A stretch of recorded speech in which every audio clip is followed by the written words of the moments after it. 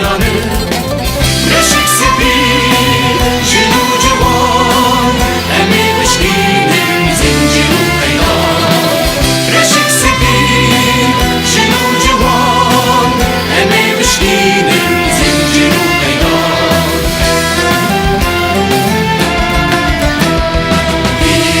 پیروز به یک گلانه پیروز به جشن کارگرین جیهانه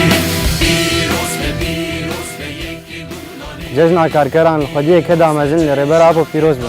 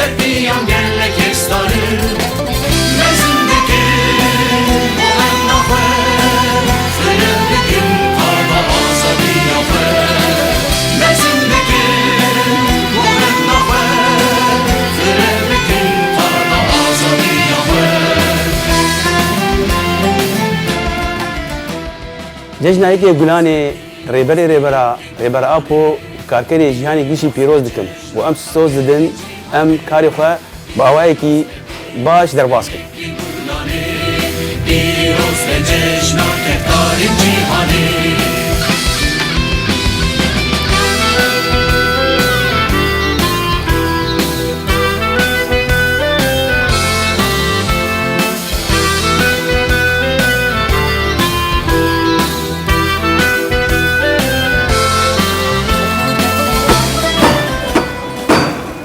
یکی گلانه متوایی کارکرا و کتکار جوان پیروز به.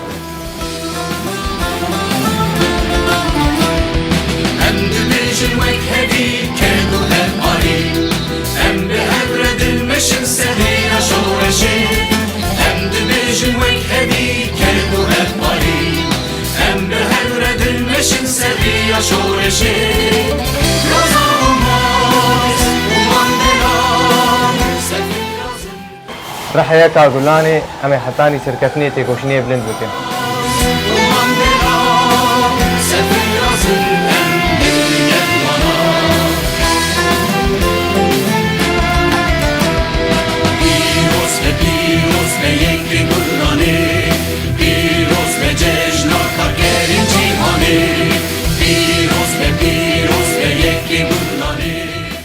بمناسبة عيد عمالة از پیروز کل تمام عمال عالمی. پیروز به جشن کارگرین جیهانی پیروز به یک